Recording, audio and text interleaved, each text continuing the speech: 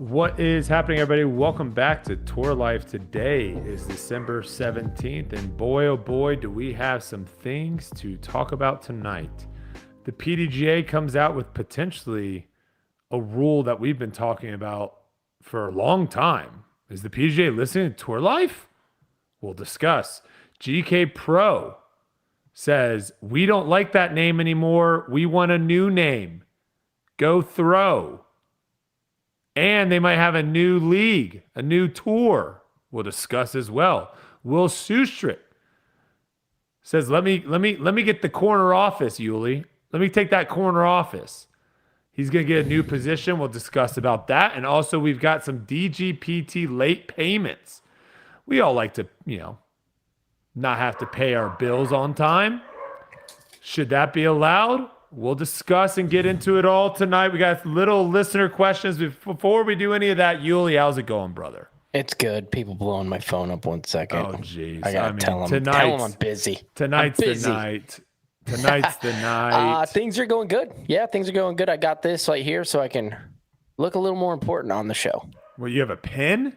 That's a Sharpie. What, we're going to upgrade to a pen at people? Next week. Oh, there you go. Nice. No, nothing happened this week, Just filmed a little here and there and okay. About it. I think I need to start getting on my filming. I might start making some YouTube content again, potentially. We'll see. Yeah, you got to give the people what they want. What are you doing? I don't know. Do people want me to make disc golf YouTube content? We'll see. We'll find out. I just got back from the Raiders game last night. I flew in to Las Vegas last night to watch the Raiders take on the Falcons, and then got on the nice 5 o'clock flight this morning and have been pretty much nonstop today, getting everything ready. Tuesdays are normally my busiest day of the week, and flying in and getting in around 10:30 definitely made it a little bit more challenging, but I think we got everything done. I think we should be good to go. Kelsey made it on Monday Night Football last night. I think we have a little clip that you can see. Got some nice little air time, potentially. Here we go.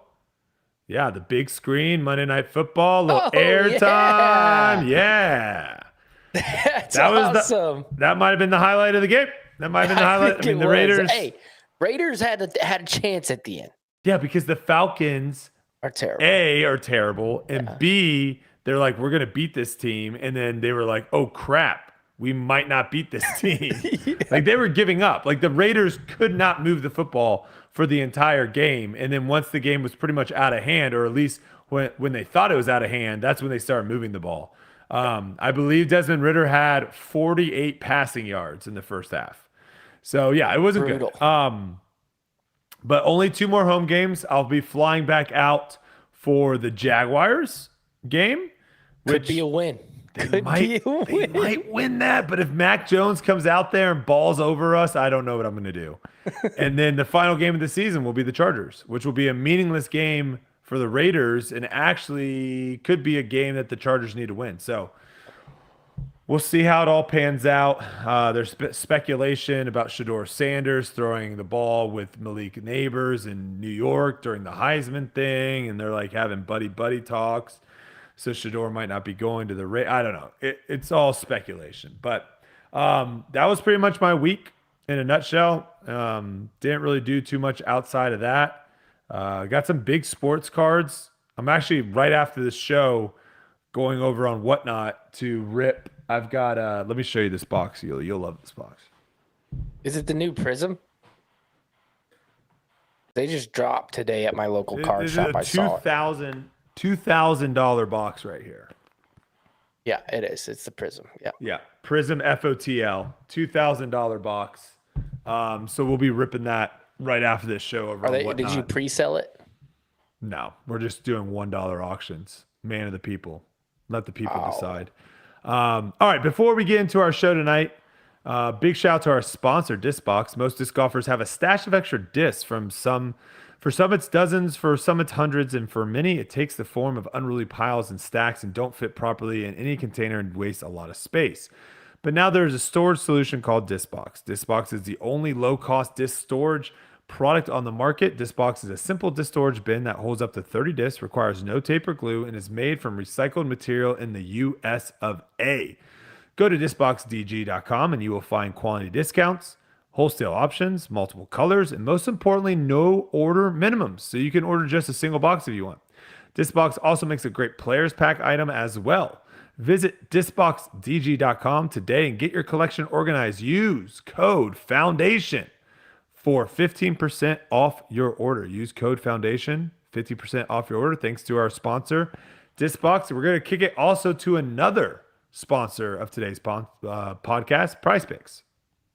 Your holidays bigger and brighter with Prize Picks, the best place to get real money action while watching your favorite sports. Join now because this holiday season, Prize Picks is giving away 2 free picks in December, and they're giving away $30+ million in rewards during Picksmas. Also, Prize Picks now offers MasterCard for quick and easy deposits into your account this sports season. This week, I'm taking the Minnesota running back Aaron Jones, 66.5 rushing yards. I'm going to take the more on that. I'm going to take Caleb Williams less than 223.5 passing yards. And I'm also going to take Minnesota quarterback Sam Darnold. I'm going to take the more than 2.5 passing touchdowns. That's the great thing about Prize Picks. It makes it super easy to select your picks and get them going. So download the app today and use code TOURLIFE to get $50 instantly after you play your first dollar lineup. That's code TOURLIFE and get $50 instantly after you play your first $5 lineup. Prize Picks, run your game. All right. Shout out to our sponsors of this podcast. Also, surprise guest tonight for you guys. Hopefully, if we can figure out how his microphone and stuff is working. Gary, fan favorite from debate night. Yuli, have you had any conversations with Gary? Never a conversation. Really? No. Okay. I think you guys will hit it off. Very knowledgeable person, watches a lot of disc golf, has been playing disc golf, plays a lot of disc golf as well. He was also on the Imposter podcast, or the Imposter reality show as well. I think he's gonna be joining us for a couple of the segments tonight. I'm trying to pull up his DM he just sent me. He said, "My audio devices are set normally. I'm getting nothing from you guys. Not sure you were able to hear me or not." We got it worked out. We got. Okay. He's all good to go. All right, so we're gonna talk about the PDGA, and then we're gonna bring Gary on to talk about the whole new tour potential and what's going on with the Pro Tour and them not paying people. So, the PDGA might be making a change, Yuli, one that we have discussed on here numerous times. It's all about the jump putt, the step putt. It's something that needs to be changed because the way it's going right now, 2 things, right? One, it's almost impossible to police. And then the second one is you got to try to find ways to make the sport more difficult. If everyone is getting really good at putting, and so everyone's making 34 footers, you got to make 34 footers more difficult. So the best putters are making it and the worst putters aren't making them. So really cool to see this. It came from Doug Bjerkes, who I believe just got a position with the PDGA not that long ago, right? Yeah, not long ago. Because he was with Dynamic last year. It was just his past season. Okay. Mm-hmm. So he is officially the PDGA executive director. And I want to say they came out with like kind of an article. I saw screenshots, so I don't know where. Silas, do we know where this was posted? I'm assuming just on their website somewhere. I believe so, yeah. Okay. It's on the front page of the PDGA. There's a link right there. Bop. Well, clearly I didn't do too much research into where it was, but I read through the article, and the main points here is this is all they're considering this. This is not something that is set in stone. So their main point is they're thinking about changing the definition of what a putt is. And right now a putt is inside of 20 meters. Inside of 10 meters, where they might be changing it to 20 meters. So essentially kind of what we've talked about, Yuli, just move the jump putt and step putting outside of circle 2. Yeah. Okay. I just have to say this because if they're listening to us, Well, they might be because They we've might been be listening hammering to this us. point for a while. but I need to hammer this point. Hammer it. Putting needs to be on a green. Oh boy. And our greens are shaped different. You can have a green. Now it's going to be 60. Mm-hmm. And there's going to be a big bush in your way. And you're going to have to, from 60, for sure, pitch straight out, maybe to 30 feet, and then make it, right? And you hate this for statistics purposes. I hate it. Because guess what? That is not a putt. That counts as a missed putt when in fact you weren't even trying to make the putt because you didn't have a putt. Exactly. Yep. So how are they going to? I mean, it's just going to make the stats even worse, in my opinion. Now I like it. Stats matter. Stats matter. I like it for the fact that yes, no more jump putting. That's a great rule. Mm-hmm. 2 thumbs up. Well, no more jump putting inside of circle 2. Yes, that thumbs up. Love that.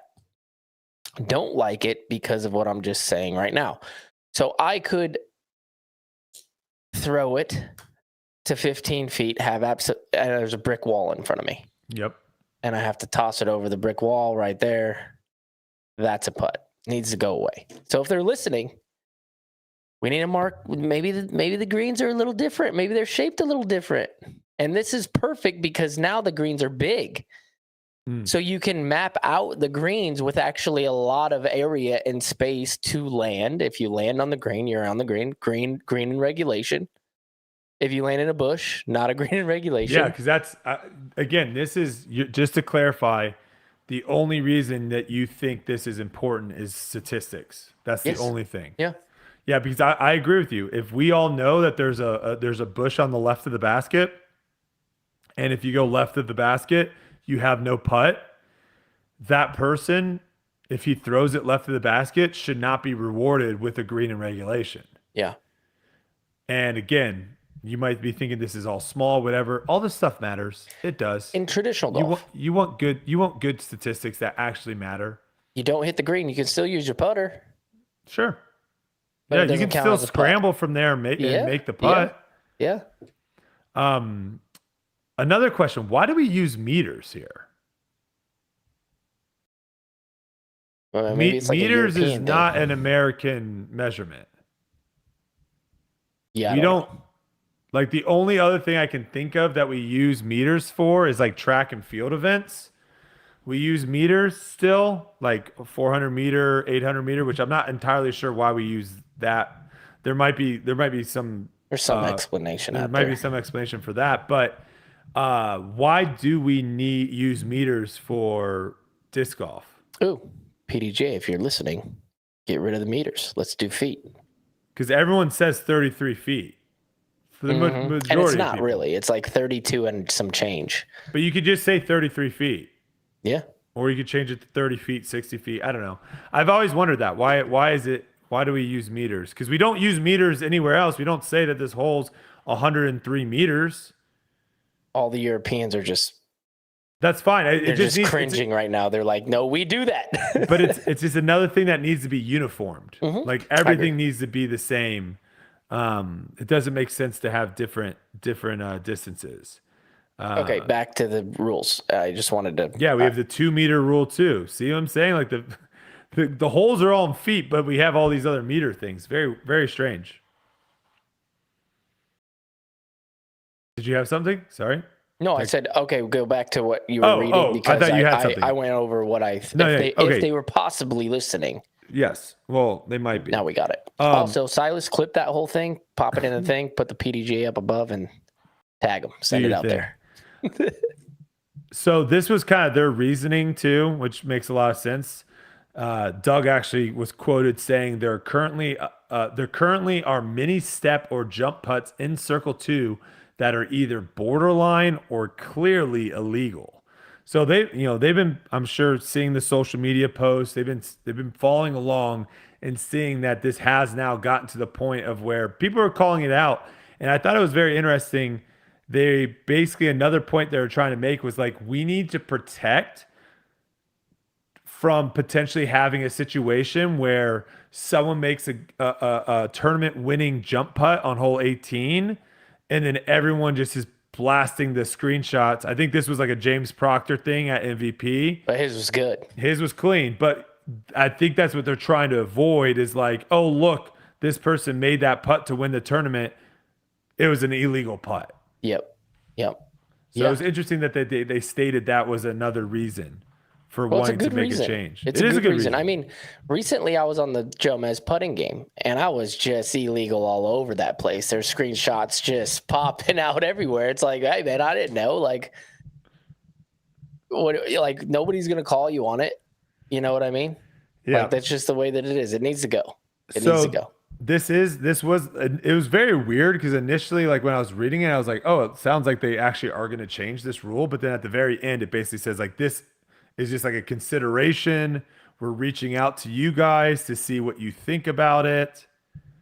It's got to be this consensus of get rid of it. Yeah, it's got to be. I feel like. I think it's one of those. Even the really good putters who are like, oh, I love step putting, have to be like fine with it. You know what I mean? Well, I don't think Ezra is. I think I saw a comment where he said this was the stupidest thing ever. Let me see if I can get a soundbite of him real quick. But yeah, I think initially this is just like them feeling the waters, and you know, it's the PGA being PGA things. They don't want to ruffle anyone's feathers, so they're just reaching out to people and being like, "Hey, is everyone okay with this?"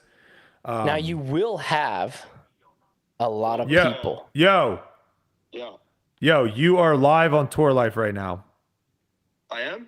Yes. Yuli, can you hear him? I can, yeah. Okay, Yuli can hear you. You can't hear Yuli, so I have to relay the message. All right, wow. But yes, we are currently talking right now about the PDGA potential new rule of no more step putts. And Yuli made the comment saying this needs to be consensus. Everyone needs to be on board. I think everyone is okay. Even the pros that step putt are okay with this rule change. And I said, I think I saw a comment that maybe Ezra's not. You were trying to get me banned from the PDGA by calling me up on this topic, huh? No, I'm not trying to get you banned at all. I just think you might not like this rule. Yeah, no, I obviously hate this rule. I mean, obviously step putts been important for me, so I want to be able to use it.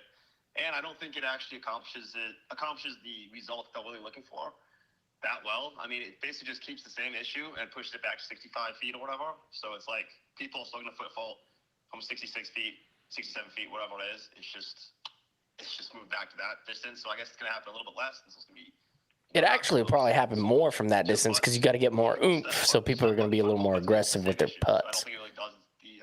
Oh, sorry. It gets the result they're looking for. I think a much better thing to do would be to shrink the basket. Wait, what'd you say? I think a much better option to help this issue is to just shrink the basket, and then if people want to step up from 25 feet and miss and blow it by 30 feet, and then have a really tough comeback on the small basket, that would be a much better change. That would have a bigger impact than just punishing people who step putt, basically. I mean, he makes a good point there, and I think Yuli, I think he also makes another good point when he's saying this isn't going to remove the issue; it's just going to reduce it. Right? Because I'm not going to actually do this, but I've made the joke before where it's like, I think that, in 2026, I'll just start like absolutely like obviously foot faulting from 68 feet. Like I'll step putt, but just like jump. I'll be like mid-air when I release my putt while my fuel will be completely ended or whatever, just to kind of prove the point. But I'm not that petty, so I don't think I'm actually going to do it, but it is kind of a funny thought. Yeah, it was interesting because in the article that was sent out, Doug mentioned that they looked at other sports, and I think they talked about like the two things. They talked about the hip drop in football, so like the illegal tackle, and the reason why they wanted to remove that was because it was causing a lot of injuries. And then they also talked about the anchoring in golf. You no longer could anchor your putter to your body in golf. And the funny thing about kind of mentioning those two is both rules in those sports completely wiped out. Like no one was doing it. No one was breaking it anymore. And you make a good point. People are going to continue to break this rule. It's just going to be at a different distance. Right. Yeah. Yuli, do you have a rebuttal to that? No, great point. Honestly, it really is a great point. But my Yuli said only great point. He's still talking though. my only thing is like, you're not going to be making as many, so nobody's going to care. He says you're not going to be making as many, so no one's going to care, which is also kind of a good point in a way. But you also are still breaking the rules, so For sure, but everybody breaks the rules when they run up and Yeah, I touch don't the think it's a mini good and blah, blah, enough blah, blah. Nobody really I think it's cares. somewhat. I mean, obviously it's true, but I don't think it's a good enough point to be the reason to do it. It's the same point that we're using right I now. think the So locking the puddle against your arm for golf is a pretty good comparison, I guess, because it is kind of a thing that like anyone could do. It's not like an injury risk type of situation, so that is kind of a good comparison. yeah, it was just making golf. It was just making it too easy, Right. so they had to remove it completely. So, Yeah. you almost need to do something where you just like come out with like a big like bed of spikes, and you have to lay the bed of spikes in front of your disc, and then if you want to risk jumping or step putting into the bed of spikes, that's on you. Yeah. Otherwise, I stay like- behind your disc. Yeah. what I about think this? that What would be about great. your That would really add some disc? excitement to the sport, honestly. What about this? You have to get your putter to the backside of your body in order for it to be able to follow through. Okay, now we're just going crazy. Ezra, appreciate you, whoa, brother. whoa. Appreciate you. I'll Yeah, call you silly. later. It was a silly point. All right, sounds good. All right, bye. we were just going off the deep end there. But he actually brought up some good points there, Yuli.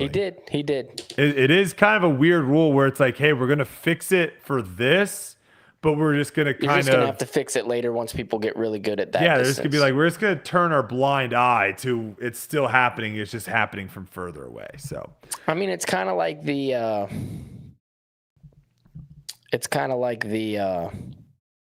It's hard with our sport because of our run up.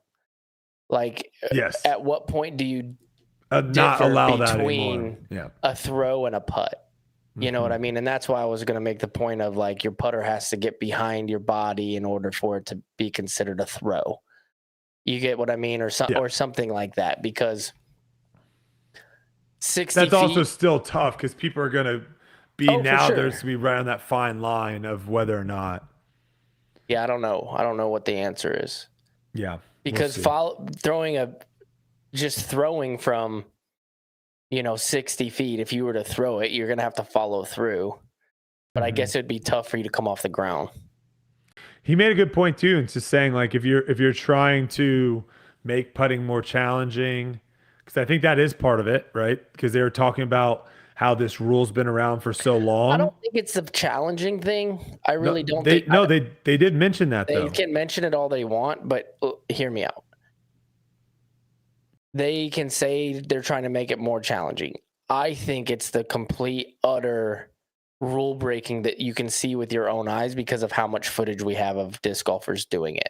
That's the main reason. I agree. Making it harder, then they would obviously make a smaller basket or make a rule change that makes that completely go away. I think they're just trying to sweep it under the rug and be like, okay, we're fixing it. But this is also coming from the tour and players of being like, hey, let's just make it to 60 feet. This is a conversation that's been going on since, I started playing. So it's not like a brand new idea. I think people would care, like you said, would care less when people aren't step putting from 34 feet illegally making everything versus jump putting illegally from 70 feet. Here's what I think.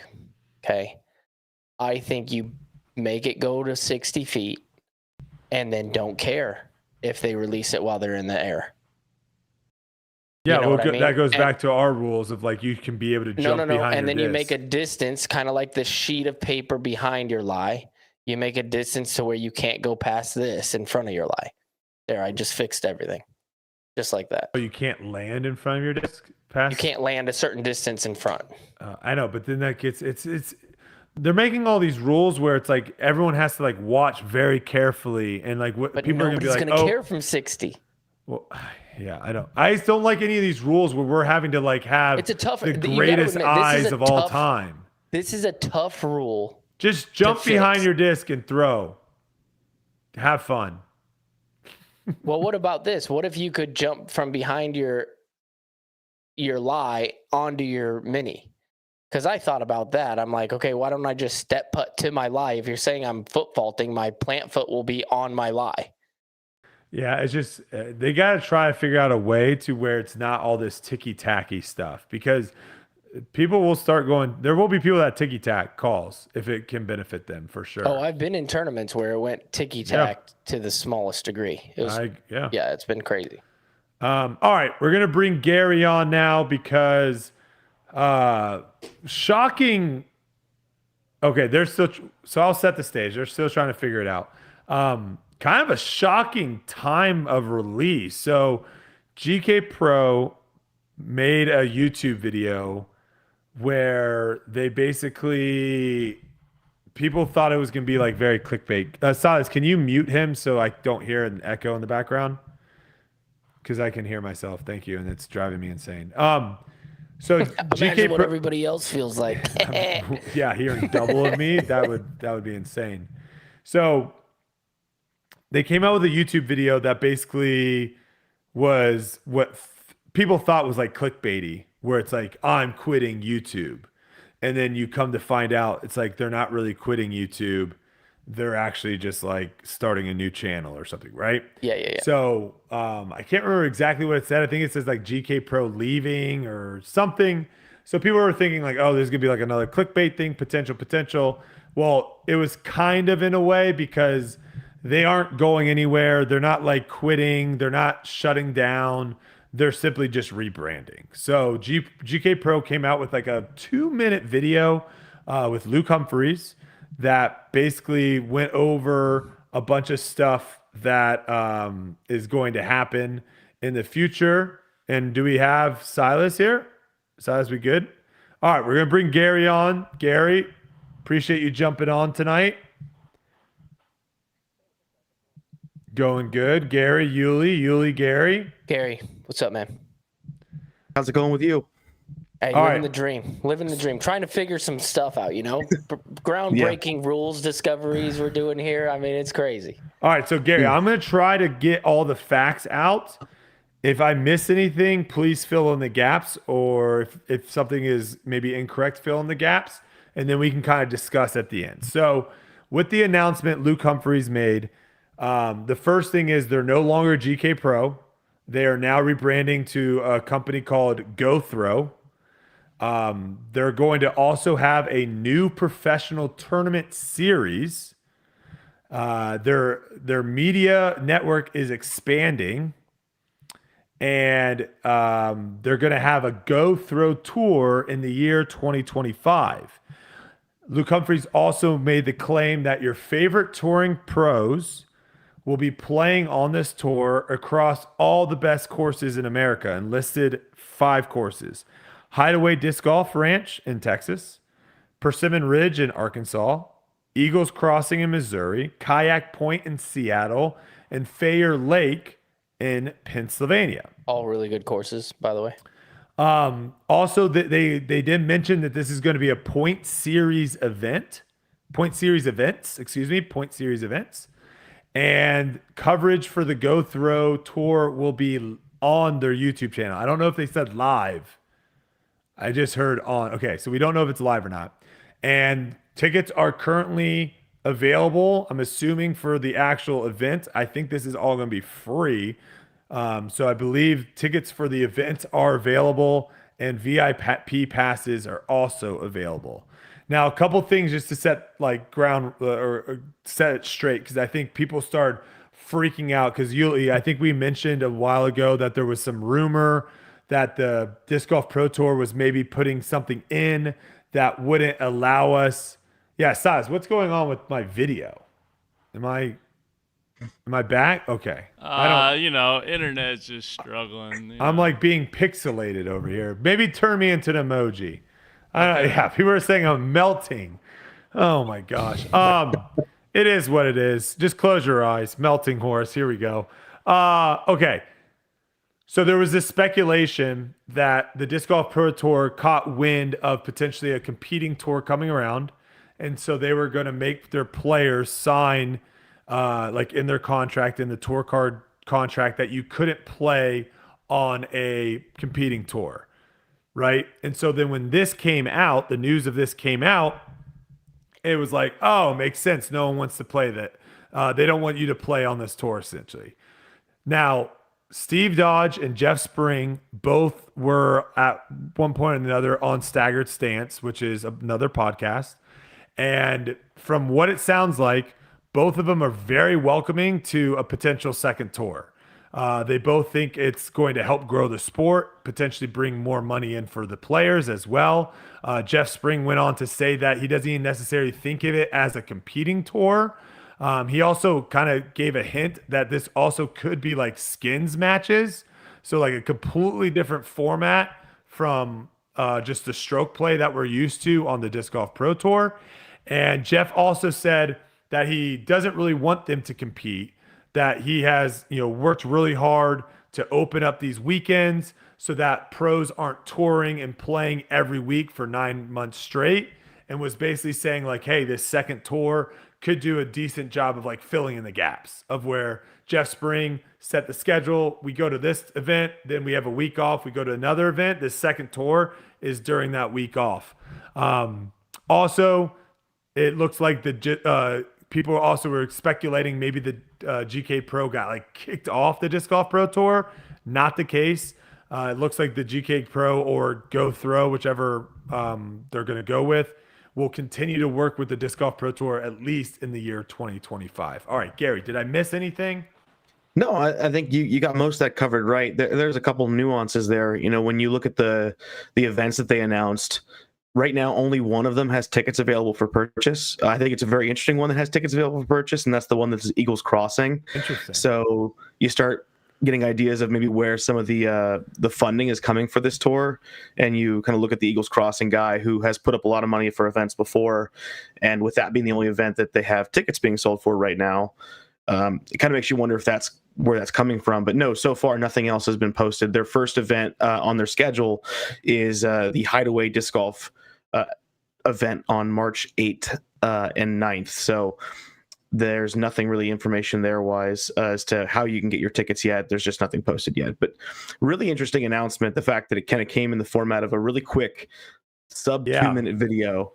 And I don't know if you want to get into it, but I have a lot of reason to believe this was a very rushed announcement. And let's get into it. Let's get into it.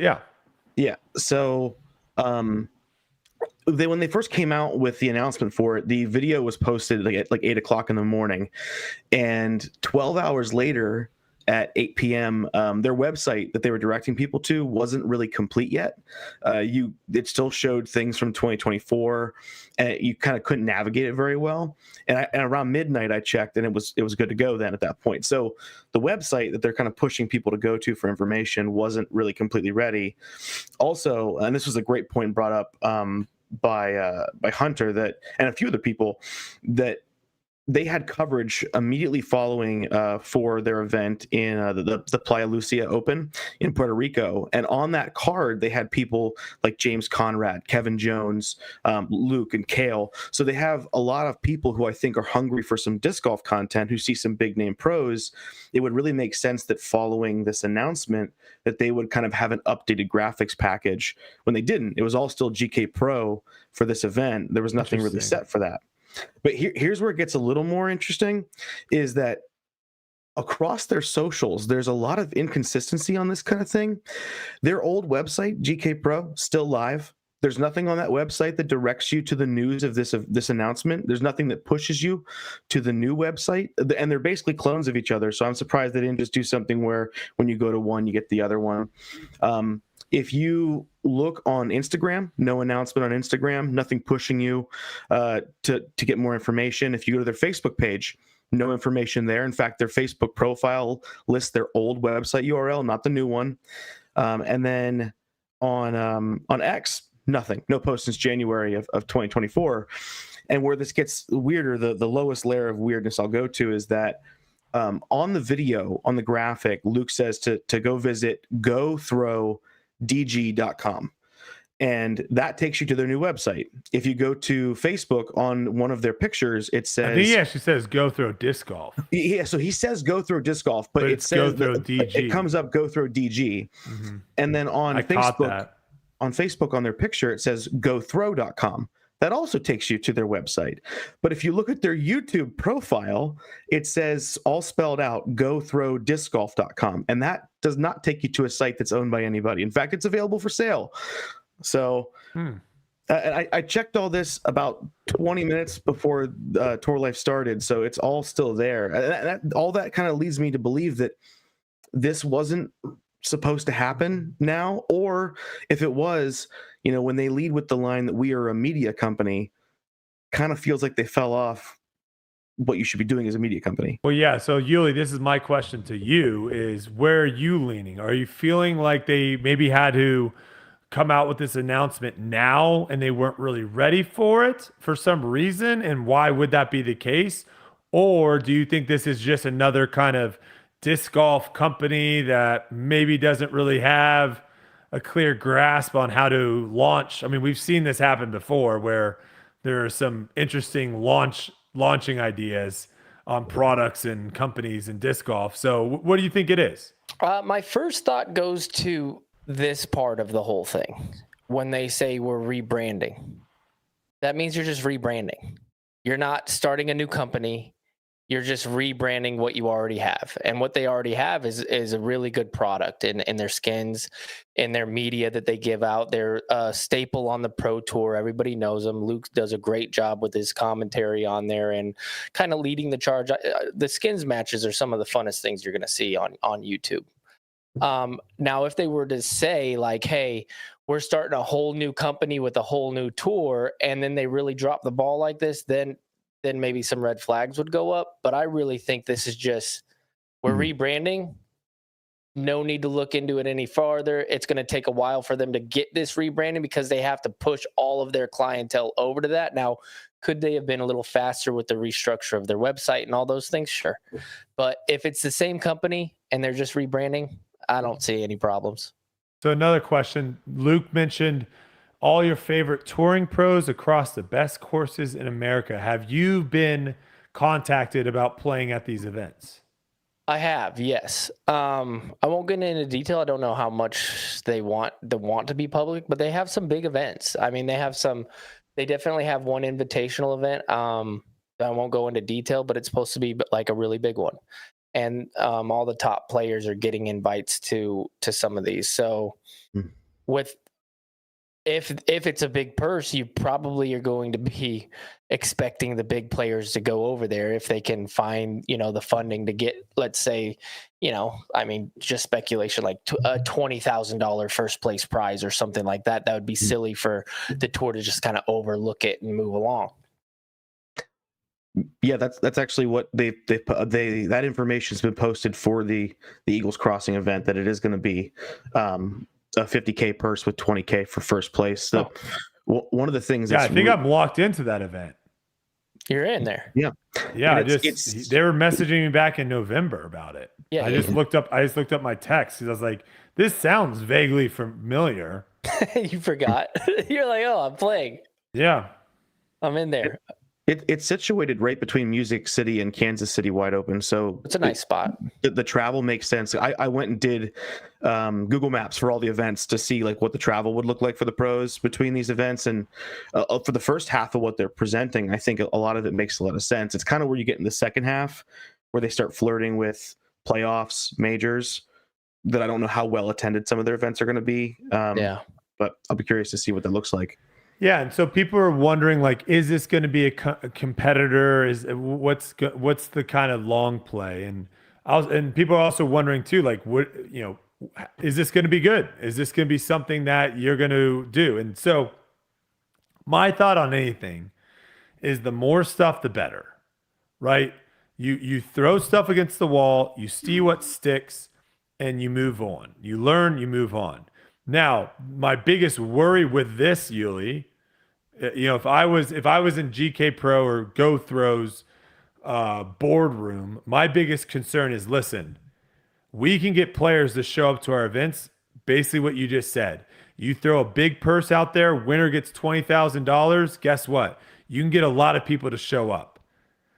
The issue is how long is that sustainable, right? Like how long are you willing to throw big purses? Because my guess is this first year when you're trying to get this thing going, my guess is you're probably not going to make that money back, right? My guess is I could be wrong. They might have all these sponsors. Something that the Disc Golf Pro Tour hasn't really been able to do is they might have all these sponsors coming in to allow these big purses, right? They might. I don't know. We haven't heard any announcements. You would hope so. You would hope that somebody would see what some other places are lacking, and if they're going to start something that is going to compete, because that's what it is it's another tour, that they might be able to get those sponsors beforehand. Yeah, and so my big, like, because people are wondering, like, what are the red flags? What should we be looking at? The big one here is just how long can you sustain this during the growth process? Because the only way you're going to get big name pros to show up to these events in between Disc Golf Pro Tour events is having big purses. That's the only way. If you don't have a big purse, these guys aren't going to show up. They're just not. Even if you're like, hey, it's going to be filmed and it's going to be on Go Throw's YouTube channel, they're going to be like, well, I'm already on Disc Golf Pro Tours. So yeah, if you want the big guys, that's actually going to bring the eyeballs. It's going to cost money. But if you want this to be like a smaller thing, of course, the guys that don't get on lead card and don't get on feature cards, they would love to go and play and get on a feature card and be shown on Go Throw's YouTube channel, right? But is that going to bring the eyeballs? Is that really going to be able to do it? So that would be my big question moving forward, is how long can this thing sustain itself? Yeah, I mean, I hear you, but let's say they do the tour and they do it for a year and then it completely flops. Well, what after that? You know what I mean? Do they go, they're a media company, so they're going to figure some way to put disc golf content for sure. Content out there. So to me, I mean, to me, it seems very low risk. If they have the funding from somebody. I think it's high risk. What are you talking about? No, low risk for the players. I'm not, of course, for anybody who's starting a big company. Sorry, I didn't explain that well. Yeah. For the player. I thought you were saying for them. I was like, this is high risk. Like, sweet, we could go play and do all this stuff and if have it an doesn't extra spot. exist next year, who cares? Hey, if you have a media company and you have the best players in the world there, people are going to watch it for the eyeballs that we have. So low risk for the players. And so for me, I'm like, sweet. Yeah. Get after it. It is. Does it, Gary, does it give you a little bit of like Prodigy vibes back in the day where they were just handing out money and everything to get all these pros to come play for them, and then ultimately everyone left? From the perspective of a viewer, I definitely feel like the Go Throw guys, that there's just a vibe about how they kind of put on events and how they run things that's a bit different than a lot of the regular stuff that goes on. So I feel like that inherent nature is going to get pros to come out to some of their events, especially when you consider later in the season when one of their events is during one of the European events, the Konapish Day. So you may have people who don't go over, who decide to play in that event. And a couple of other weekends where you get to the end of the year when you've got some conflicts with playoffs, players who may not be competing for anything meaningful may go to an event that's got a decent purse size. But I think they're going to get pros to go to their events, especially early on in the season when they don't conflict with the big named events and when the travel makes sense. I think they're definitely going to have people go there. And I don't know. I think one of the biggest reasons you can say this isn't a major competitor to the tour yet is because it is the very first time they ever do this. I mean, imagine if they come out and do this, they find out that doesn't work very well, and then next year they don't do it, or they cut the series in half and just have some big events, and that's kind of it. And that's why they're hedging their bets, and they're having, I think Jeff Spring said 6 to 8 skins matches still with the Pro Tour. So if next year they have this same series again and they add a couple events and all of a sudden those skins matches disappear from the Pro Tour, then you can start having the conversation of like, this is a bigger thing. But I think right now it is more of a vibes based tour where you're going to see a lot of people just go out for good money and a good chance to compete. And maybe the players who aren't in the top 10 who are trying to go to the events, they're going to go out to events like these, and it's going to be a way for them to make a living at different events. Yeah. All right, next topic I want to discuss is Drew Gibson came out with a video. He's been making a lot of YouTube comment this offseason. And, there was some chatter, some rumors going around. We didn't say they're rumors because it's kind of true for some players that the Disc Golf Pro Tour has been known to take their time sometimes when it comes to payouts. And, the Tour Championship was months ago, and players, I think at this point everyone's been paid, but there's definitely been times where players are not getting paid quickly. And Drew Gibson kind of made a video saying, I want to bring light to this situation because, again, this is something that's stemming over another thing that was kind of discussed, I guess, in this tour card agreement or contract, whatever you want to call it, where I think, and Yuli, let me know if you know anything about this, because hearing it from Drew was the first time I've heard of it. There's like late fees now being attached to Your tour card. Yeah. the tour card payments. There was, yeah. To where like if you didn't sign up at a certain time, then you would get a fee if after like 2 weeks or something. And if you didn't sign up then later after that, maybe 2 weeks, you'd get another fee. So his big thing was, this is kind of a little bit of a, it's kind of hypocritical, I guess, of where the PDGA, which all the events we play on the Disc Golf Pro Tour are PDGA sanctioned, they basically say that you have to have payments go out within 48 hours of a completion of an event. So his argument, which I think it's a fair argument, how is the Disc Golf Pro Tour going to be charging late fees on their payments when they don't get their payments to the players out in time? Well, it's a different thing. So when you sign up for your tour card, there's some fine print of clauses and stuff where they're like, yeah, we could be late. And there is, I believe there is strict guidelines to when they should be paid. And I'm not sure because I can't speak for the people who have those payments and they didn't get paid from like tournaments, but I'm guessing maybe they went over that, went over that timeline. I think they did. The I think I've had some timeline payments in that your haven't. tour card it's not 48 hours because that's when you're, let's say you have a tournament and you're paying out like $150,000 or whatever. I'm sure that's a little different when you're dispersing big time funds like that. I think he had a fair point, though. No, it is. It for sure is. And I'm just saying what I think. Yeah. Is actual is like when you sign and you click like on Disc Golf Scene and you click, yes, I signed this and this is what I'm agreeing to. They have a different that's his whole thing. It's a different, he thinks his whole point was it doesn't make sense that we're held to this standard, but they're not. Gary, did you have anything to say about that? Yeah, I think this kind of goes to the age-old argument that sometimes PDGA rules that work for one tier level don't always work for every 100%. Tier level. And so there should be a separate set of payout rules. One of the things that I appreciate that when Jeff Spring was on Staggered Stance, he came out and said, yeah, some events people got paid late. And we're working on it, and it's not going to be a problem in 2025. And while he wouldn't go into specifics of what caused it, he said that you have to understand the complexity of the payout system with so many players and so many events and such high amounts of money that it's not always easy to get things in a timely manner. So I think this just points to they need to then set a date that they can withhold. No, for sure. Don't do 48 hours. Say by the end of Absolutely. next week, because it is not fair, Yuli, for some of these players that are literally depending on that money to make it to the next event, for them to not get their money. If you sign up for something and it says you're going to get it by a certain time, that's the time you get it. Yeah. That's it. It's legally binding. Yeah, absolutely.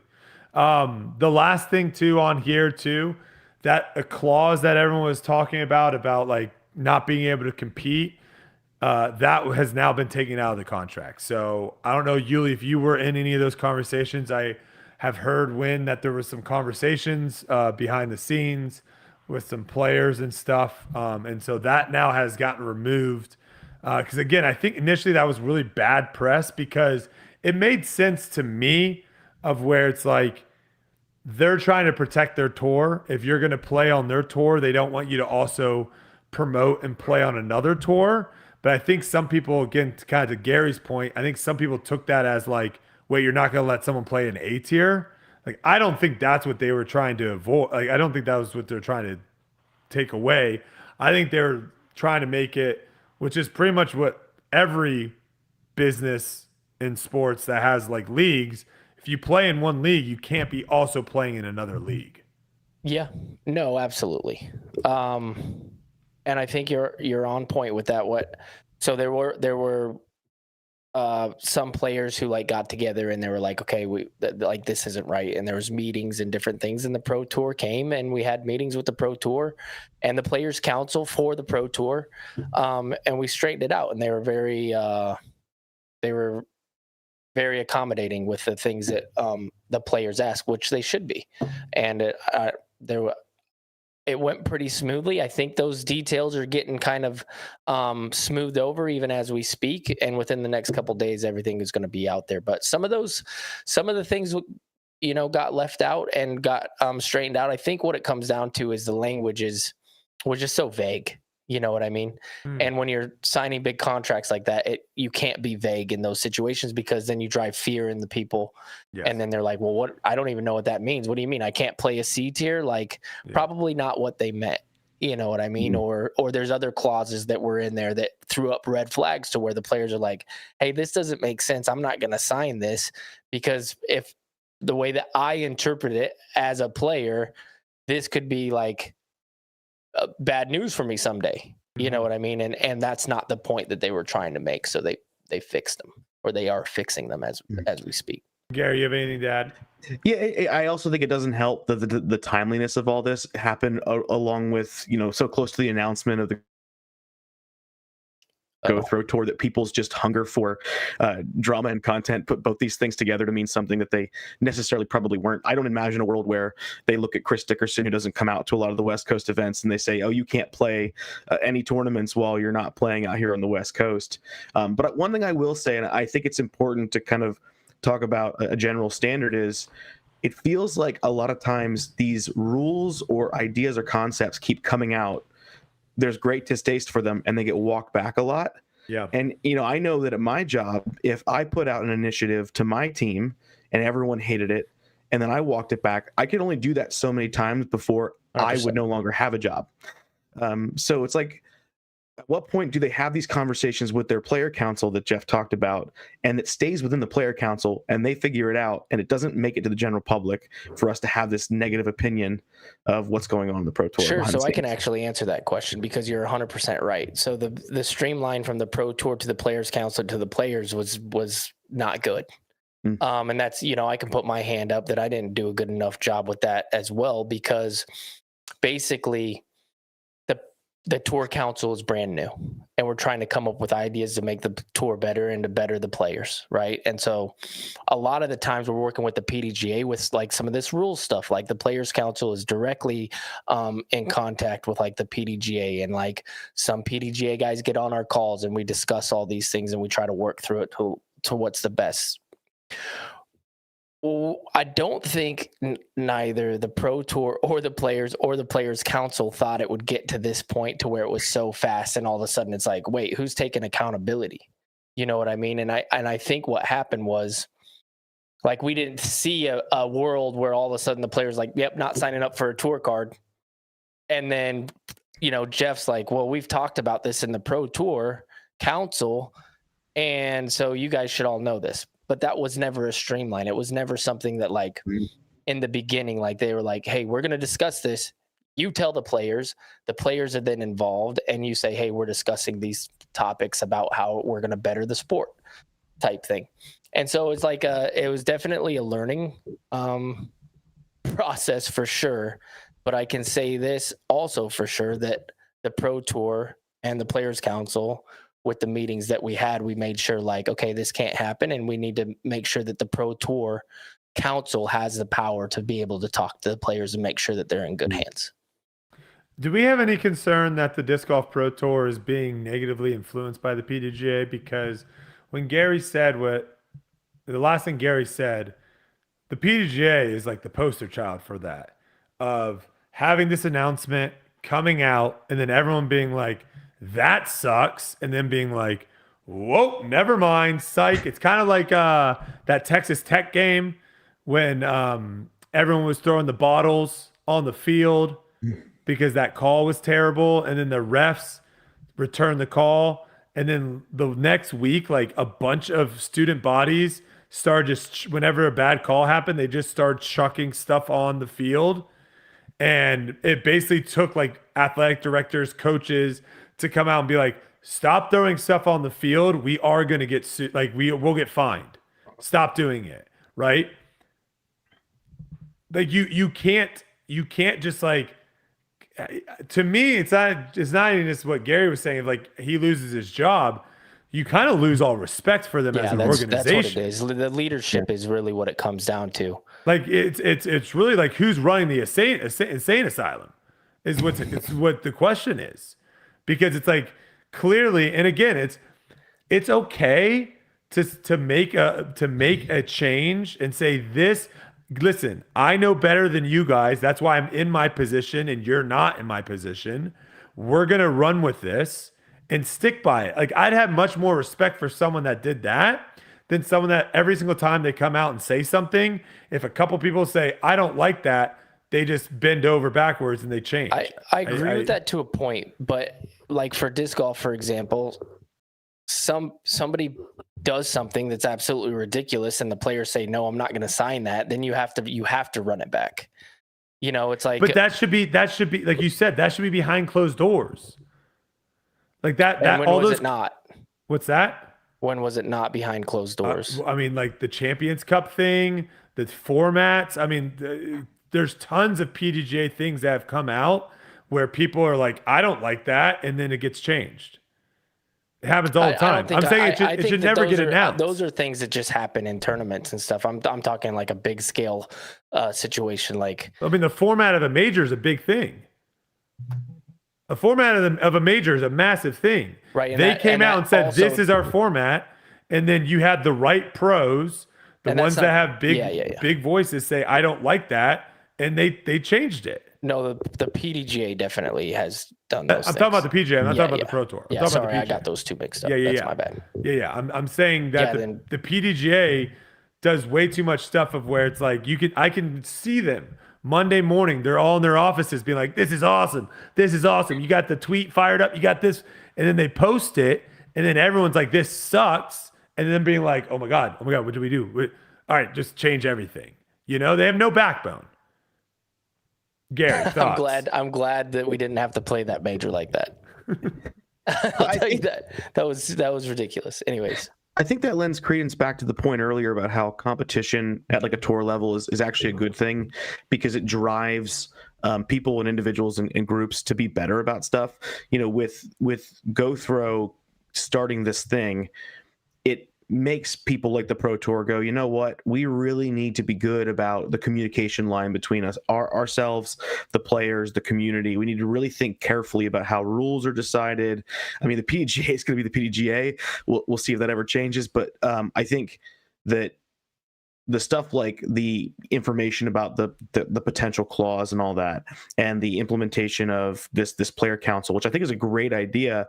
And I one of the things that Jeff said that I really liked is that only like 30% of players voted for things last year, and they're hoping to see that increase with more conversation like this. So I think all these kind of topics combined really lends credence to that competition, even if it isn't direct competition, is a good thing, because rising water, raises all boats.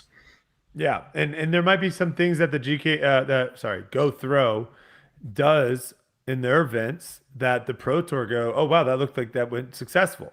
That's kind of been my MO from the very beginning is, why aren't we looking at other events? Why are we trying to come up with unique stuff specifically for disc golf when there are events that have been doing these trial and errors forever? And there's still going to be a trial and error process of trying to take something from a different sport or a different industry and utilizing it in disc golf.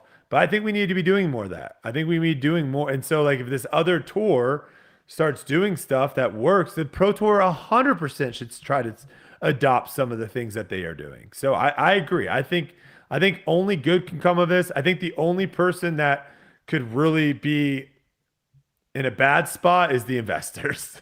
the people that are backing, I mean, those are that's the the people only people in real trouble with anything that you start up. Yeah, these are the people that are in real trouble of like they're not in real trouble now, but they could potentially be in real trouble. Or they could make some coin as well. Well, yeah, I mean you got to spend money to make money, baby. Gary, you got anything else for us, brother? No, I mean those are the big topics. I could talk ad nauseum all day about anything going on in disc golf. I think the Will Schusterick stuff has been really interesting. I can't wait to hear your takes, especially with him going on the all the different podcasts and stuff and hearing Gary, everything. did you watch that with Schusterick on that podcast? Oh yeah, I watched Staggered Stance. I caught the upshot before this and kind of been all in on the stuff. Did you, Brody? Was that a topic we were going to talk about? Yeah, we're about to talk. You want to, Gary? You want to stay on for that? To it. I didn't listen to it. Yeah, we didn't listen to it. Okay, so let me hold on 1 second. Let me quickly text because we did have a topic, Yuli, last week where we were saying like, is it possible to have a profitable disc golf course? And we're actually going to have someone call in. Oh, cool. Not right now, but we'll have someone call in. Silas, I'm texting you the number. Who I believe is maybe not the owner, but someone involved with Sprinkle Valley. Is that a course? Yeah. Sprinkle Valley. Dang it. I thought you were going to say Morley Field, dude. Yeah, no, sorry. I did have people text me about Morley Field and that they do charge $5. But which is they make a ton of money. I'm telling you. But this person actually like knows the books, I think, of Sprinkle Valley. Oh, so wow. they're going to come on here in a little bit and discuss that. So Silas, if you want to let them know after this Will Schusterick topic, we'll have them come on. So let's get into it. So again, just kind of out of nowhere, kind of like this in disc golf, you're just like, oh, this week's going to be not really much to talk about. And then you just have like kind of big news, right? Will Schusterick, 3-time U.S. disc golf champion, former sales director at Prodigy, has now been promoted to the chief executive officer. His transition into the role will begin immediately.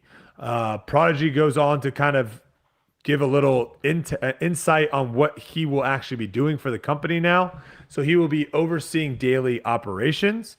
He will be overseeing relationships with the company's largest partners. He will be a part of the planning production. He will also lead his insights to the marketing team, and he'll work with the Prodigy's global teams as well. He also made a comment saying, "It's a privilege to be asked to take on this role and help steer the new generation of Prodigy's story. Handing off the executive leadership of this brand into the hands of disc golfers is exciting as we look forward to the next chapter in Prodigy's history. I'm excited to take on this challenge and can't wait to get to work this new role." So thoughts on that, boys? Big news. I mean, climbing the corporate ladder, why don't you? That's what I say. I mean, here's the thing. When I was on Prodigy way back in the day, there's nobody who was more Prodigy than that guy. Like, he lived, breathed, did everything for that company, and he stuck by their side through all of the crud. He's probably like the last, one of him and Kale, and that might be it. The last two remaining of their original 12. I think there was 12. Yep. And so to stick with him through all that, I mean, you got to take your hat off to somebody who can do that and, climb the corporate ladder, which he's deserving of because he's stuck by them for so long. And obviously he did a great job in order to be able to move up like this. What are your takes on this, Gary? Yeah, so I think one of the big key things that was really ringing true across both of the podcasts that he was on was he kept talking about the new era of Prodigy, the new stories, the new concepts, and a lot of the questions that people were asking him were kind of geared towards things that had happened in the past, because we all have memories of Prodigy, of the situation with Gannon, and I think two of the major problems that he's going to basically have to figure out are one, the consistency of the product that they put out, because Prodigy does have the chalking issue and some of the flashing issue, which he did say that they've figured out a lot of the chalking issues and a lot of the flashing has been dealt with. What is the chalking? I haven't heard that. Like when It's like a Prodigy mildew. yeah, when it sits on the shelf for a good long while, it gets kind of mildewy and chalky. It's kind of weird. Weird. Yeah, but he said that a lot of product going out right now it doesn't have those issues, so that he's really focused on trying to solve those. But one of the things I noticed, and I think this is a big thing with leadership, is you have to be able to both look to the future but also own the past, and that's an important thing. Well, there was a comment made by one of the guys on the Upshot, and I have to quote him because I think it's really great. It was Josh. He said, "Will doesn't own the choice to sue Gannon, but Will, as CEO, now owns the perception that Prodigy doesn't treat its sponsored players very well." The idea that you can't, you didn't make the decisions of the past, but you now, as a CEO, you're in the seat where you are responsible for the image that Prodigy has in both the product quality arena and the way they handle their team. And so when they ask Will what you're going to be doing, and he talks about things like their Canadian market, which I didn't really know they had a Canadian market. That's pretty interesting. And communication with their customers, all of that is well and good, but a lot of the things on people's minds are, what are you doing with your player sponsorships coming up? All eyes are on Prodigy and a couple of the players that are sponsored by Prodigy right now. And then what are you going to do about your product consistency? So I think those are the two big questions that he has to answer that he hasn't really provided a lot of answers for yet. Yeah, it'll be interesting. It's Who did he replace? I think that's probably a good question. Yeah, they didn't really mention that because guy. What happened to that guy? Yeah, I'm not sure. It is an interesting one because we've been very critical about the Pro Tour, about saying like, hey, maybe don't hire someone because they play disc golf. Maybe hire them because they actually have the qualifications for the position you want, right? I wouldn't say it's necessarily important that someone knows disc golf or plays disc golf for certain positions, right? Like you don't need your accountant to play disc golf. Yeah. To do a good job. However, is it a bonus? Like I'm sure it's a bonus if you have someone that loves and is passionate about disc golf, but it's always interesting with these disc golf companies because the thing that disc golf, and we've talked about a lot on here, it's kind of cultish in a way, Yuli. It's a little cultish in a way with this whole family and we all love each other and all this stuff.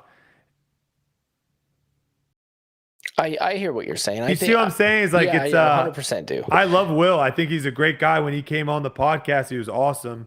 And this isn't really even directed towards Will, but my question, if I'm an investor in Prodigy, let's say, right? Let's say I have $1 million invested in Prodigy. My first question would be like, how is he qualified? Okay, so I'm going to answer that and the only way that I know how, because I don't know how he's qualified, but the only where my mind goes to is you don't know how he's qualified? I have no clue. But this is what I do know about other companies that are highly successful in his market. Okay. They've done a base player. Mm-hmm. Okay. We go over to Discraft. Bob, player. Worked his way up from being in the stamping discs. Does a great job. Mike, player. Jim Kenner, player. Those are the best companies that I can think of. And so it's possible to do those things, to work your way up, learn it. See, here's what I'm thinking. I'm not disagreeing with you. If Will worked his way up from stamping, doing the stuff, being a team guy, being a player, and then worked his way up the ladder, he knows that now the company in and out. Yeah, I'm not disagreeing with you. And that to me is probably better than just grabbing some guy off the street and being like, okay, now you know business, you're in here. Because he doesn't know disc golf. He doesn't have relationships. He doesn't know kind of the ins and outs. And I think that's really important. Okay, so Go ahead, Gary. Go ahead. Yeah, one of the things that he mentioned on Staggered Stance was that because of his experience being the sales director, he's built a lot of the relationships. He's dealt with a lot of the inner workings, and because their CEO, who stepped down, is Mark Anderson, stepped down in early of 2024. Will's been involved in a lot of the key decision making with Prodigy recently, so it feels like he is stepping into a title that he was already doing some of the work of, but just didn't have. Yeah. Yeah. And again, this isn't so much because I think there obviously are questions when you have people move up. I think what you just said, Yuli, is 100% right. Like, if keeping someone in your company for a really long time and having them learn all the different kind of areas of your company, I think is a great thing. One thing that we're maybe kind of seeing a little bit is like the House of Dis, where you have like outside business people coming in, and that can be good or that can be bad. I'm not saying that's my question, which I don't know if anyone's really in a position to do this or even wants to do this, but my question would be like, what would it be like if you had someone that was very successful in other industries being a CEO, and maybe one too that is great at, because there are people out there like this where, I mean, I think I just watched a documentary about someone turning around what'd they turn around? They turned around some franchise that was failing, and I think now they're trying to turn around like a Payway, or oh no, you know what it was? What's that really nice Japanese restaurant? Not even gonna try. It's not Payway. It's oh my gosh, what is that called? Gary, help me out here. It's Don't like in even malls. It's like you see it in malls a lot. No, nicer than Panda. Nicer than Panda. It's like a sit down. PF Chang's. Yes, there you PF go. Chang's. I think he went in to. I think this guy went into PF Chang's and like helped them basically turn around their business. So there are people out there that companies literally hire for a short period of time, not like a long-term position. Short period of time. Hey, come in, because again, outside, like that's the thing, is like if you have someone with outside eyeballs coming into something and being like, why are you guys doing this? What's happened? That can help a lot. Now it doesn't always work, but it would be interesting of like what would that look like if a disc manufacturing company did that? Took someone that's been very successful at a different industry and came in. What would that look turned like? around PF Chang's, and now he's in on Prodigy. Oh, see, look, Card City Collectibles says only knew that because I watched the business doc on it recently. Yeah, exactly.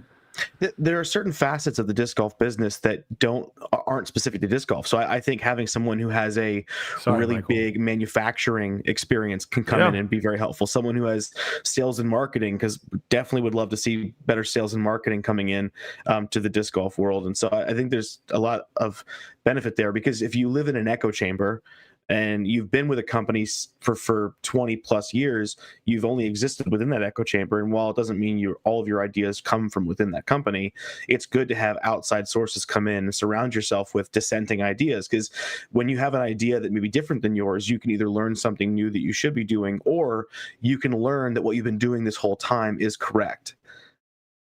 Yeah, I think the marketing would be a big one. And the other position that would also be big is like sales. So like, I don't know off the top of my head the background of like the Disc Golf Pro Tour salesperson, but again, it's like, is it just because let's say the average salary of that position is like $150,000, and the Disc Golf Pro Tour is like, we can't pay someone that, but maybe someone that loves disc golf will do it for 80.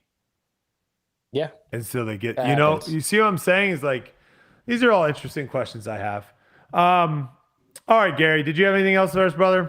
That was a good The only little thing I wanted talk. to share that I thought was interesting was they looked at the Ulti-World survey that came out and compared it to some stuff with different companies at where Prodigy's at. And they said that of all the people who chose Isaac Robinson as their favorite player, only 10% of those people chose Prodigy as their favorite manufacturer. Whereas if you Interesting. if you look at players like AB, Calvin, and Simon with their respective companies, that percentage was 40 to 43 to 38%, respectively, for the top players. So there's not a lot of connectivity between Prodigy's perceived top player and a love for the brand. That's actually pretty interesting. There's some of those things that they do on that survey that I'm like, I don't know if we should really be surveying people like that, but that's a really, really cool thing. And that I think that's going to be one of Will's biggest tasks is how do we change the narrative of we're the company where players get famous and then leave. Right? Because I would say that's their narrative right now. Who have they been able to maintain once someone gets good? Will Schuster. Well, he kind of went to a non-playing role. Am I off base there, Yuli? Do you think that is? I think that's the. No, but maybe the company isn't looking to do that. I don't know. Yeah, maybe. I don't know what their future looks like because maybe they change paths. Yeah, with them kind of, who knows what's going to happen with their players. But I think we see a world where they lose all their players that we know and love, are they going to even try to pick up a generational talent? Or is that something that maybe he's like, hey, we kind of dropped the ball on this. This isn't a path we're good at. Let's sell discs. I mean, heck, if you're paying Isaac Robinson a crap ton of money to throw Prodigy, and then people that love Isaac Robinson don't love Prodigy, that makes no sense. Yeah, you might as well just flush your money down the toilet. And selling discs can often be a self-fulfilling prophecy because if you say, okay, we're not going to have any big-time champions on our team, but we're going to make the best discs on the market, and then over time you develop that market share, those players will come to you because you have the best discs on the market. Yeah, good stuff. Hey, Gary, you're welcome here whenever. We appreciate you coming on, man. Yeah, thanks, Gary. Nice to meet you, bud. Thanks, guys. All right, brother, take it easy. All right, do we have Silas? Do we have Sprinkle Valley? Do we have Austin from Sprinkle Valley?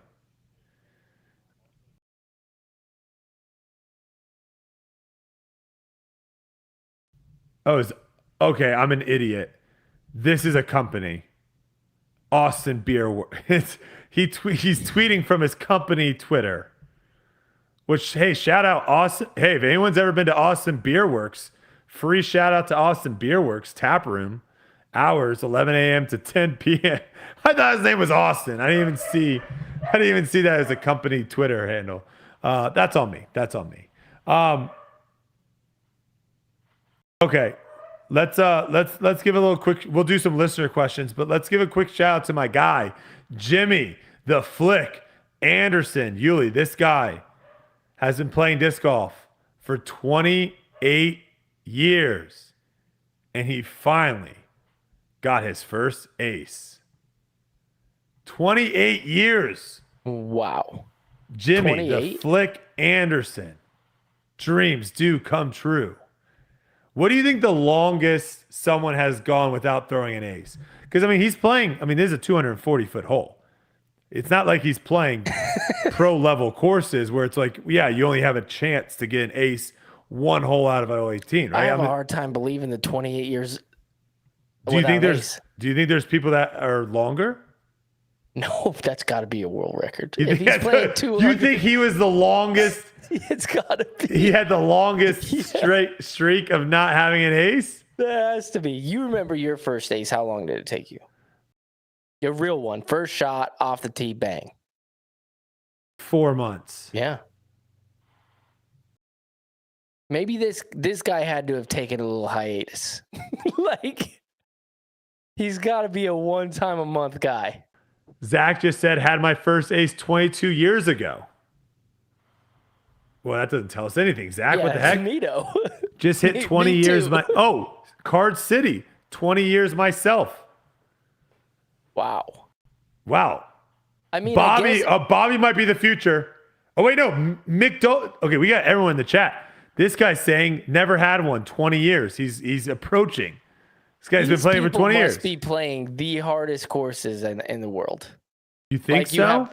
Maybe it's like you have this one course What if they're not ever trying to go for aces? They're just like parking it underneath the basket. They're playing That's smart. not true. They all want them. We They're all playing want aces. smart. Yeah, some of these people are saying it took them 8 years, 10 years, couple years. Yeah, I could see it. I could see it. Jesmund says, started in 2018. I'm 45 years old, have 3 aces. All right, so yeah, I mean, yeah, there's a lot of people. I guess if you're listening to this after the fact, go over to our YouTube channel, drop down. Who's got the longest streak of no aces? Let's see who you are. I think 20 years right now is the longest. 28.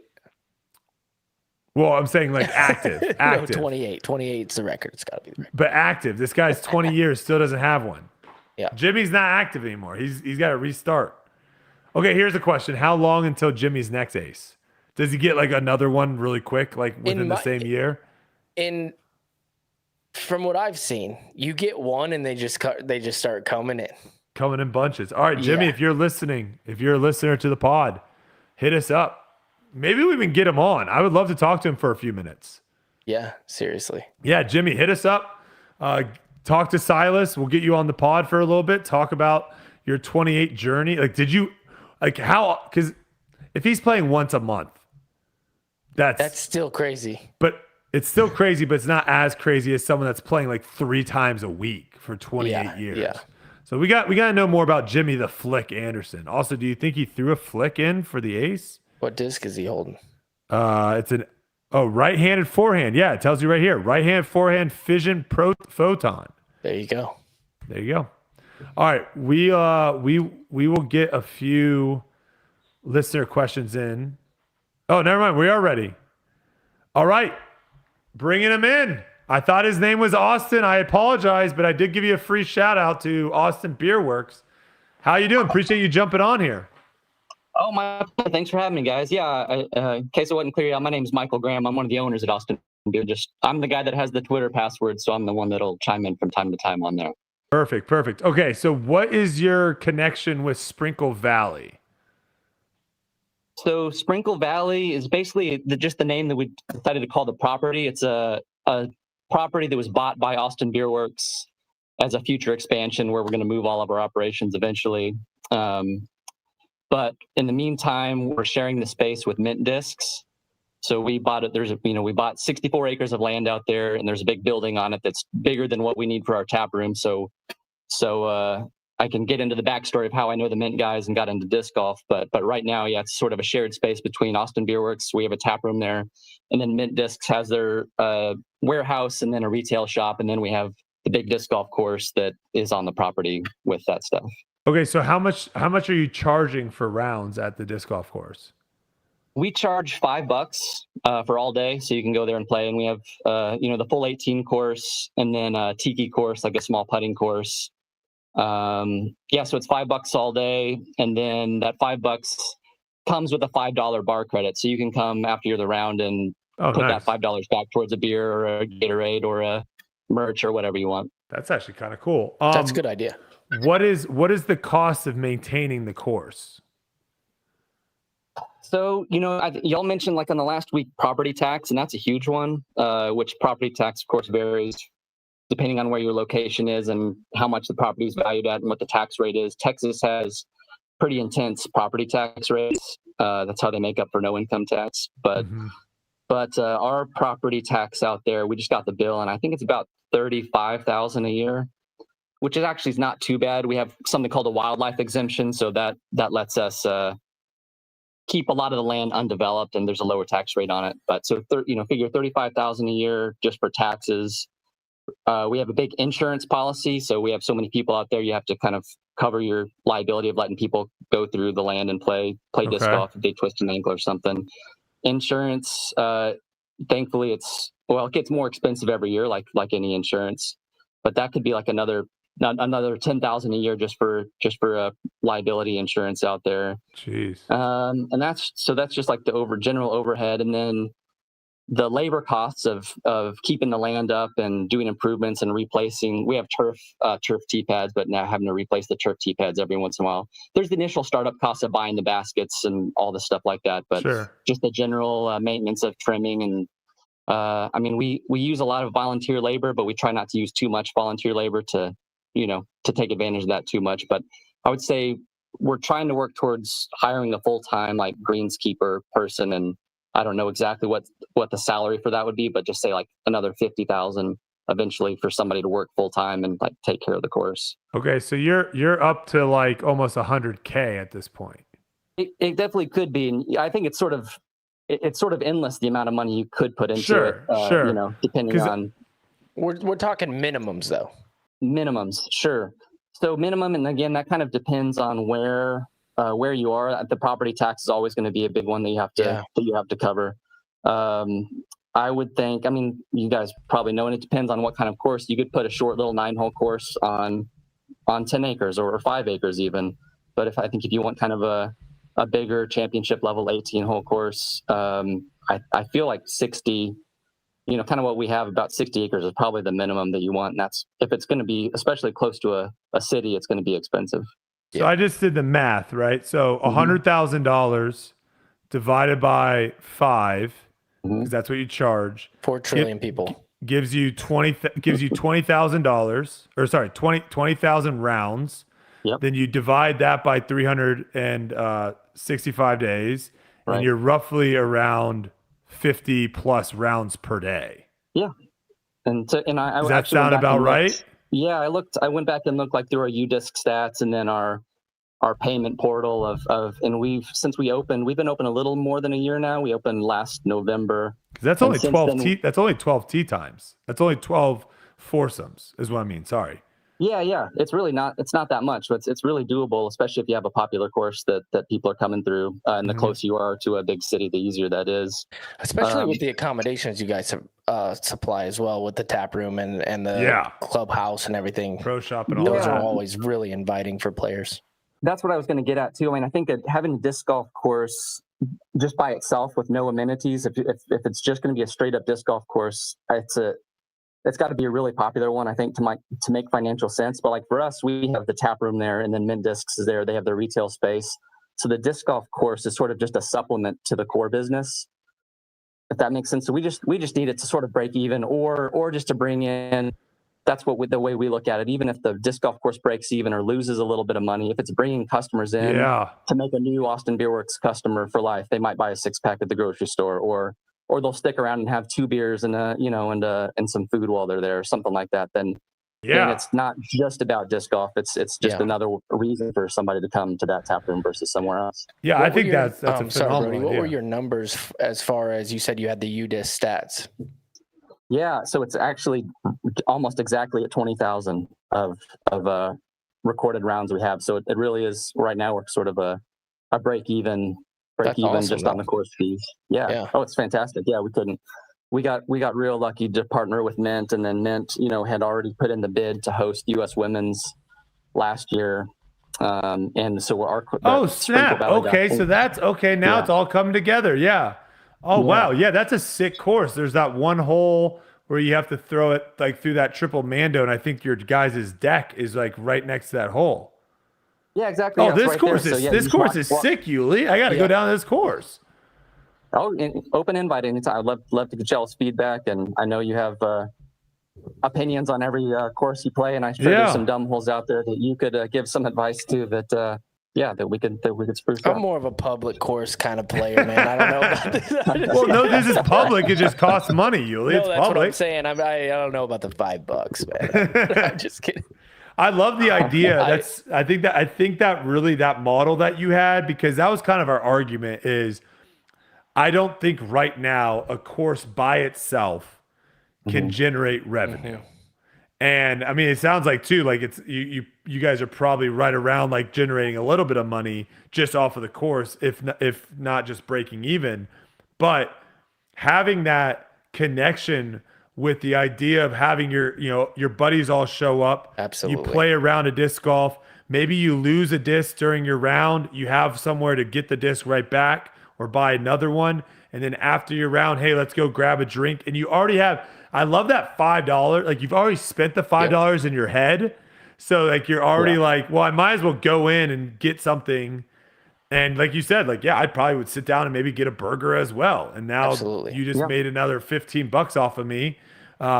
This place that's sounds like great a idea. dream scenario from when I was a kid and starting to play. You Oh, know? yeah. Because I mean, I was out playing and playing by myself for hundreds of rounds with nobody in sight. And if this was a place, you know, this was somewhere that like you go there and you can wait for groups and get little money rounds going and all kinds of stuff. It just seems like a really cool vibe. I mean, a lot of places Yeah. you play, and like if you have to use the restroom, you have to drive a few minutes somewhere to find a restroom. So, yeah, I love that. Exactly. That's what we were saying too. The bar is kind of so low for what people expect, but yeah, just having the bathrooms is just a huge thing, but also just having an air conditioned tap room. When we built it kind of like a golf course, so there's after the front nine, you come back through the tap room and you can refill love your that. water and That's go to the awesome. bathroom and all that stuff, and then You might have to and then make a go trip off to the down there, back nine. brother. I'm down. That's sick. Hey, I mean, that's one of the reasons why I love Vista del Camino and Scottsdale, because Duke's is right there overlooking the place, and that's where I'd play every day because you walk up to Spinners, and I always thought like, man, this is the dream. I'm living in the best place ever. You know, that's why I left our small town Sholo. yeah, there's and so many times learn when how you to play on finish that course. you finish a round and you're all just kind of like awkwardly standing around hole 18 because you want to talk about the round, and or you're in your parking lot and you're all standing in the parking lot talking for a bunch. And yeah, when it's like 90 degrees in Texas or 100 degrees in Texas, it kind of sucks. So like it would be awesome to have a place to be like, hey, let's just go and grab a drink and sit down and all like yeah. So this is awesome. Now, how do you get more people to do it? That's a tougher ask, maybe. So I've been playing, I've been playing since the late 90s. I just grew up in Austin, and it was just, John Houck lives here, so he was able to install a lot of courses around in like all the public parks. So it was just always here. Feel fortunate about that. So I've been into disc golf for a really long time, and before I got into beer and started the brewery, that was my life. I worked at a disc golf store here in town, and I worked for the city of Austin building disc golf courses. So I was super into it, and it was always a passion of mine. And I was thankfully able to convince my partners that this new land we bought would be awesome for a disc golf course, and they put it in. And it, like I said, it's sort of break even. I think there's other things we could do that would we would have a lot less work and make more money doing on land like this. Sure. But it's such a cool thing, and it's building a community, like you said, especially over time. More and more people are coming in, and it's just becoming this neat local hub for people in Austin, and a destination too. That's a cool thing. People travel specifically to play disc golf. Yeah, I love it. And It's going to be their Sunday spot. You know what I mean? We meet up here, we play the round, we go in there, we watch some TV, we get a beer. Like, it's perfect. Yeah, I love that. That's what we've seen it just building up over time. It's really cool community. Like you said, people hanging out after their round just to talk about it and have a beer. And it just that social aspect of disc golf is one of the coolest things about it. I think, and what gets people into it for the first time and keeps people. And that's something that we're trying to foster and really, we'll take advantage of as much as we can out there. But all that to say, it takes somebody loving it and willing to break even for a long time before you actually make money on it, or at least just to cover your costs. And that's where we're at. Love that. All right, Michael, we appreciate you jumping on. Thank you, guys. Before you go, though, I have one last question before you go. Sure. Best steakhouse in Austin? Oh my gosh. There's some great ones, and they're, expensive ones. There's Vince Young Steakhouse is a really good one here. Vince Young, was the PT quarterback when they won. Yep. When they beat, of course, you guys know. So yeah, he started a steakhouse here, which is fantastic.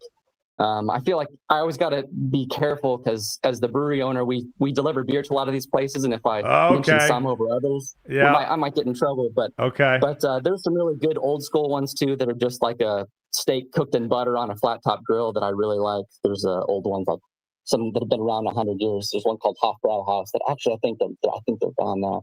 I don't know. If you come to Austin and you want to play Sprinkle, I'll get a list together for you. I'm happy to take you guys out. Heck yeah! A steak if you're coming. Yeah, to there's a Austin. place. I think it's called steak. The Rock or something. What where it's like it's up on the cliff. It overlooks the water, and they have this cake that you have to order before. Like you have to order the cake as you order your food because they. Oh, is it like one of those like lava cakes or something? Like Yeah, they start making it as you Mhm. order it. It takes like 30 plus minutes, so you can't like order it at the end of your meal. And I think it's called the Rock or something. I can't. I'll have to look it up, but it's so good. But Nice. sorry, I forgot one more question. Do you have any pet peeves in disc golf? Being a disc golf Oh, course pet peeves. owner, we might get a different perspective than we normally do from players. Uh, you know, in general, like, yeah, as a course owner, just littering, and we try to have trash cans out there and stuff for people, especially being a brewery, they'll bring a can of beer down to play with. I hate seeing, the good thing is the people that drink our beer usually put it in the recycle bin. It's always somebody else's beer that I see, like an empty can out there on the course. So our customers are great. So littering, I generally don't like.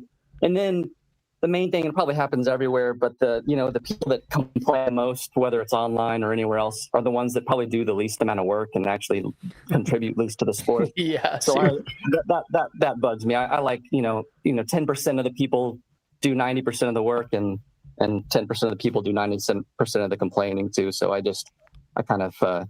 hate that. I wish there was the opposite. I like that.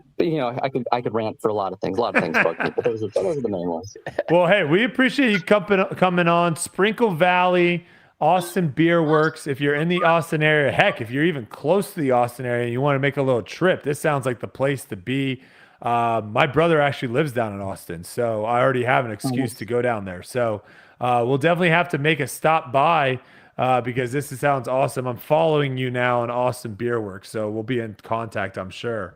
But hey, we appreciate you taking the time to come on here, talk a little bit about the disc golf side of things, because I think it's always fascinating to hear. Yeah. And we wish you the best of luck, man. That's awesome what you're doing, and I think you're giving a really good spot for a lot of disc golfers to experience like a full-on show up, get a tee time, play around, have somewhere to eat afterwards. That experience you don't really get to see that often. I mean, there's no place to do it in Dallas. So very cool stuff. We appreciate it.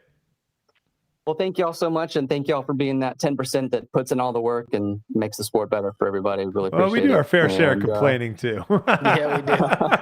that's part of it. That's fun. And yeah, Yuli, congrats on the marriage and the family expanding. It's a whole wild ride. A whole new life. Appreciate it, man. Congrats. We're having a blast. Yeah, thank you. Appreciate Awesome. you, brother. Have a wonderful night. All right, very cool. That was awesome. So it is possible, Yuli. I mean, it's maybe not possible right now to like retire. No, but I'm sure their revenue stream is mostly from their tap house. but they're saying they're breaking even on the course. I think they're Right, doing right. more. Well, yeah, if you're just looking strictly on the course, they're breaking even, but they probably Right. are bringing more money in For sure. Yeah. from the With people. the other stuff. Yeah. That I think so many people could use that model of spend $5 to play and you can use that $5 credit in here. I Yep. think that's genius idea. Same. Genius idea. I love it. I mean, heck, even if you just have like a pro shop with discs, Yeah. maybe don't $5. do 5, maybe do like 3 or something, because there might not be everyone that $5 you go and you get a drink and maybe you get some food. Discs might be a little bit different, but even something like that could be very fascinating to see if that works out. Come in $3, be like, oh, I'm gonna buy this disc. Why not? So I don't know. It's cool. Glad he was able to come on. Silas, did we miss anything? Yuli, did we miss anything that you guys wanted to chat about tonight? I don't think so. That was a good show. Yuli, Nope. Good. Gucci gang. All right. Fair enough. Well, I'm going to rip some packs. So if you want to see me pull a 101 Black Shimmer Jaden Daniels worth 50,000 plus, come on over to Whatnot. I'm going to probably go live here in about 15 minutes or so. But good show, boys. Appreciate you, Silas. Thank you, Yuli. Thank you to our guests, Michael, Gary, coming on. We were going to have some other guests come on this week, but some weird stuff happened that I was like, we gotta talk about this. But we did see a lot of suggestions for guests in the future, so we'll try to maybe get them on next week. But yeah, thank you guys so much for listening and watching, and we'll see you guys next week.